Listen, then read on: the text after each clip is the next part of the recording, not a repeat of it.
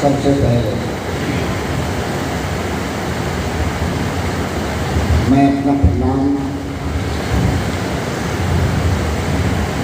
साहब श्री के चरणों में रखता हूँ, जिनके आशीर्वाद से आप तमाम भाई माँ बहन के चरण का दर्शन करने का सौभाग्य प्राप्त हुआ। प्रणाम बेगूसराय की इस पवित्र धरती को भी है, जहाँ पूरे अखिल विश्व को यह संवाद देने का वह महागुरु महादेव ने आशीर्वाद दिया। शिव शिष्यता की इतिहास के पन्नों से इस बेगूसराय का नाम किसी के चाहने से भी नहीं हटाया जा सकता। हम आप रहें अथवा न रहें, लेकिन यह धरती पूरे अखिल विश्व में जाना जाएगा, जाना जा रहा। रही बात 10 बजे से 11 बजे से कुछ कार्यक्रम विलंब से शुरू हुआ, क्योंकि पूर्व की आदत से हम लोग ग्रसित। कार्यक्रम 10 बजे 10:30 बजे से होना शुरू था, लेकिन अभी तक लोग आ ही गए। कुछ लोग 1 बजे आए, कुछ लोग 12:30 बजे आए। पुराना जो धरा पड़ा हम लोग का आदत है, जो वो पकड़े हुए। हालांकि साहब ने शिष्यानुभूति में लास्ट में लिखा है कि परंपरागत शिव की पूजा एवं यज्ञादि कर्मों से भिन्न है शिव की शिष्यता। मैंने पुराना जो हम लोग पकड़े हुए हैं परंपरागत, बाकी चीज में हम लोग बदलाव कर लिए हैं। बाकी चीज में पहले बैलगाड़ी पर चढ़ते थे, अब स्कॉर्पियो पर चढ़ने लगे। पहले तार का पंखा चलाते थे, अब एसी में रहने लगे।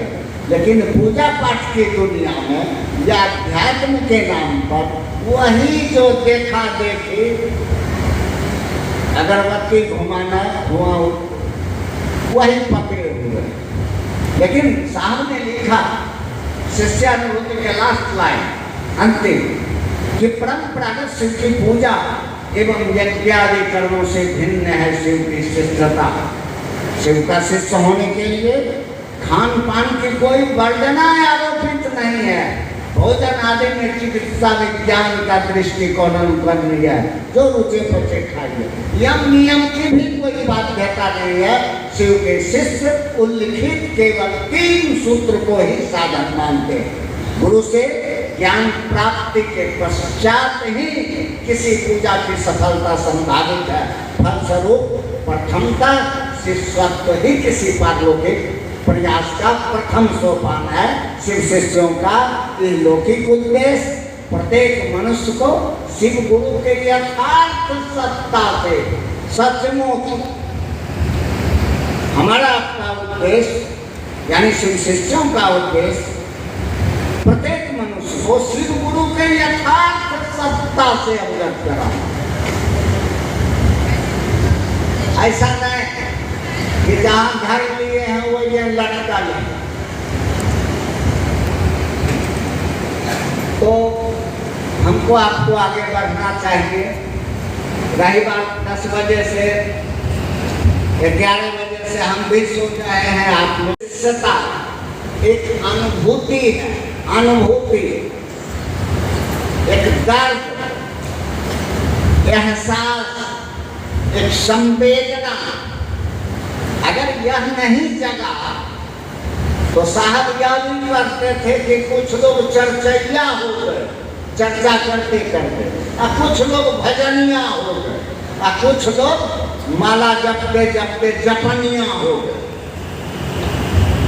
तो हमको आपको अभी जिज्ञासा में भी बहुत बार चल रहे थे, लेकिन साहब ने 70 वर्ष की उम्र में, जब उनका 70 साल हुआ, तो उनकी पुत्री अनुनीता ने एक पुस्तक लिखा जो आप लोग के पास भी होगा, अनिल आखर उस पुस्तक का नाम था। उसमें साहब ने 2 शब्द लिखे। उन्होंने कहा कि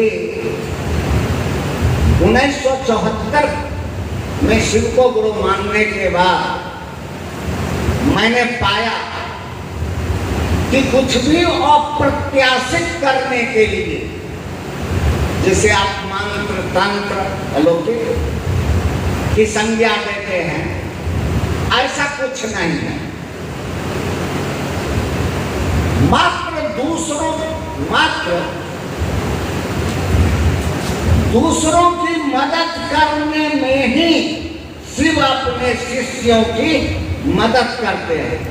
विभिन्न प्रकार की साधनाएं, क्रियाएं, प्रक्रियाएं व्यक्ति के मन को आसान, उद्वेलित और कष्ट पहुंचाते हैं। शांति तो शिव के आश्रय में ही है, और इसमें अगर कुछ है तो शिव गुरु की दया, शिव से आपका सामिल। दूसरी बात, उन्होंने उस पुस्तक में जो अभी कहा, शिव शिष्यता, साहब पंक्ति कहते थे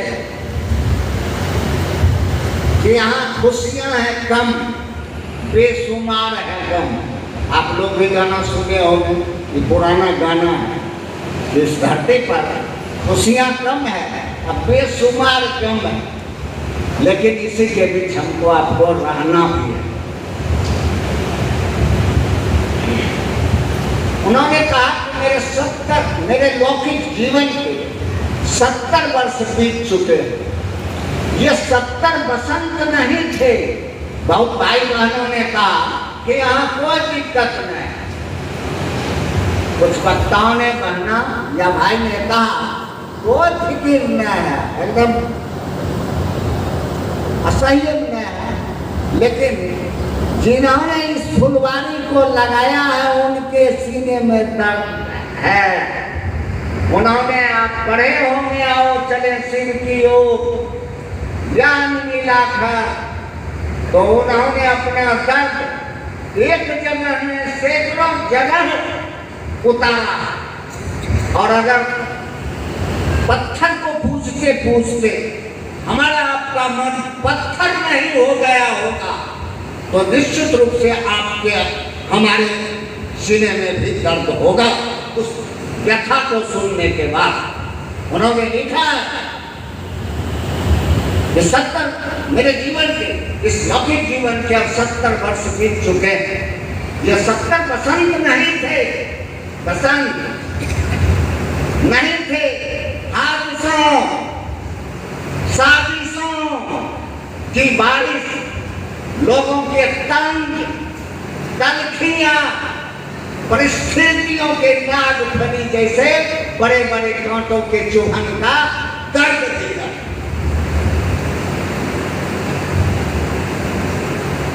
और एक शमशेर की पंक्ति उन्होंने उस पुस्तक में दिया कि जमाने में तो जब तक ये जीना होना है, जमाने में तो जब तक अपना ये जीना होना है, तुम्हारी चोटें होनी है और हमारा सीना होना। दूसरी बात, उन्होंने कहा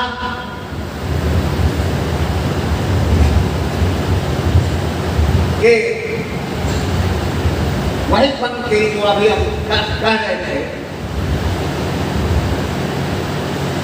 कि लोगों के तंग और तलखियां परिस्थितियों के नागफनी जैसे बड़े बड़े कांटों के चुभन का दर्द, परिस्थितियां और अनेक व्यथा कथा ने बसंत को आने नहीं दिया। पढ़ लीजिएगा मिलाकर में साहब के द्वारा मात्र पहला एक पन्ना लिखा हुआ है पूरे पुस्तक में। ऊपर में 2 शब्द बिहार हरिंद्रानंद बिहार सरकार संयुक्त सचिव ऊपर में ही लिखा है। उसके बाद उन्होंने लिखा है कि 1980 के दशक से बस एक संकल्प लिए चल रहा हूं कि एक एक व्यक्ति में शिव के गुरु पद की जड़ें जमा सकूं, उनके जीवन में सुरभित पुष्प खिला सकूं।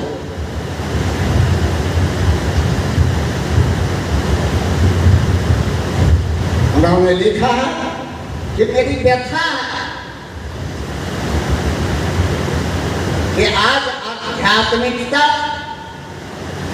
और आधुनिकता के रेशमी वस्त्र में कुछ तथाकथित साधकों और शिव शिष्यों के बीच पनप रहे व्यक्तिगत सुख, अर्थोपार्जन की दूषित मंशा अध्यात्म जगत के लिए अभिशाप है।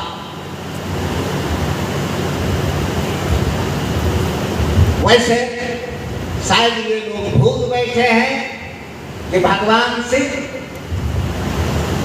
महाकाल और महाभैरव भी है।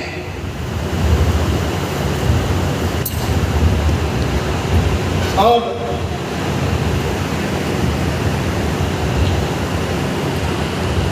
मैंने लिखे हैं कि वो ये ऐसा आचरण ऐसा कीर्त अध्यात्म मैंने शिव के रक्ताभ आंखों के को विभाजन होने का प्रयास है। ऐसे लोग शायद भूल बैठे हैं कि वह महादेव महाकाल और महाभैरव भी है।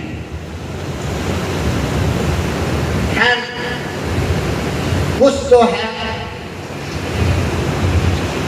हमको आपको विचार करना चाहिए कि कुछ तो हुआ है, कुछ तो बाधा है। अभी एक विषय दिया था इन्होंने कि शिव गुरु कार्य की व्याप्ति एवं अवरोध,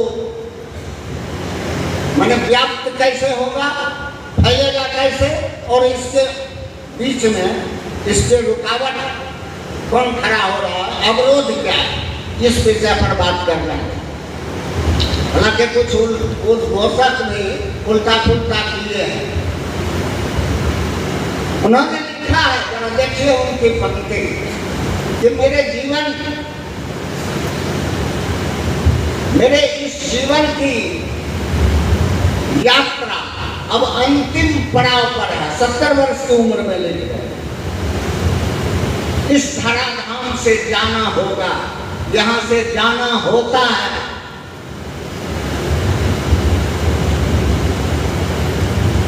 जिस धरती पर हम आप बैठे हैं वह भी चलायमान है। मैं मानता हूं कि शिव शिष्यता के आदर्श शिव है, वही हमारी गति है, गंतव्य है और गुरु भी। शिव स्वयं अपने को शिव नहीं कहा, जगत के लोगों ने उनको शिव, महादेव, मृत्युंजय, अघरेश्वर, उमापति, महेश्वर आदि गुरु, ये तो जगत के लोगों ने उनको उपाधि दिया। शिव अपने कैसे कहते थे कि मैं शिव हूं? हम जो कहते थे हम ही शिव हैं, बहुत लोग कहते हैं शिवो हम शिवो केवलो हम, मैं ही शिव हूं, मैं केवल शिव हूं। लेकिन वो पादात्मक था, बोधात्मक नहीं हुआ। यह भी शिष्यानुभूति में आपने पढ़ा हो। तो शिव अपने को शिव नहीं कहा, संसार के लोगों ने, जगत के लोगों ने उनको शिव कहा, अघोरेश्वर कहा, मृत्युंजय कहा, महेश्वर कहा, आदि गुरु कहा, जगत गुरु कहा। इन उपाधियों से विभूषित किया। उन्होंने लिखा है कि स्मरण रखना है किसी भारत की सांस्कृतिक धरोहर है। यह उत्तरदायित्व हमको आपको शिव का शिष्य बने हैं भाई बहन। उन्होंने लिखा है उस पुस्तक में, जो स्मरण रखना है, याद रखना है कि शिव भारत की सांस्कृतिक धरोहर है। शिव के शिष्य इस गौरवशाली धरोहर को अक्षुण्ण रखने के लिए सदैव तत्पर रहे हैं और रहेंगे। इसका भी हमको आपको ख्याल करना है। दूसरी बात, फिर उन्होंने आओ चले सिंह की ओर 72 वर्ष के समय में लिखा, लॉकडाउन में। आप लोग सारे लोग वाकिफ है, पुराने भाई बहन हैं, और अमूमन पूरा जिनको साथ चलने वाले पुराने लोगों को ही बुलाया गया। उन्होंने लिखा कि 72 वर्षों से मैं चल ही रहा हूं, पांव में अनेक जंजीरों के बावजूद भी चल रहा हूं। यहां सबको चलना पड़ता है। फिर कहा कि मेरे जीवन की यात्रा अब अंतिम पड़ाव पर है।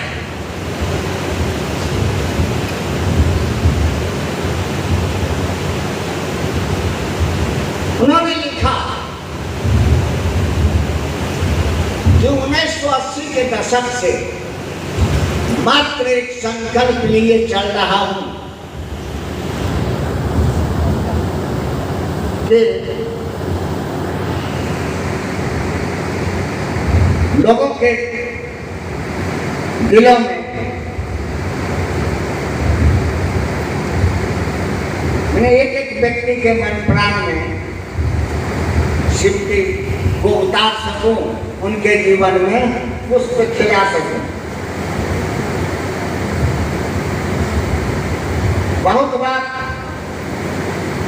भाई बहन कहते हैं कि महादेव गुरु की, साहेब गुरु की, ऊ गुरु की, ई गुरु। साहब ने आओ चले शिव की ओर में शुरुए में लिखा है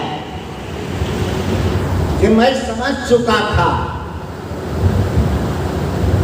कि शिव तो एक ही हैं, उनके विभिन्न स्वरूप का स्वरूप समाज और शास्त्र में मुखरित है। आप कौन हैं?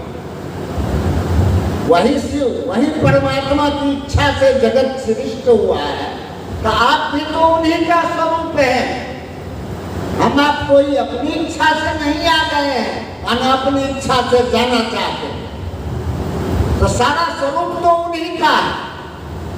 तो उन्होंने निचोड़ में लिखा कि मैं समझ चुका था कि शिव तो एक ही है, उनके विभिन्न स्वरूपों का फैलाव शास्त्र और समाज में मुखरित है। मार्ग शिव शिष्यता का है और मंजिल गुरु शिव स्वयं।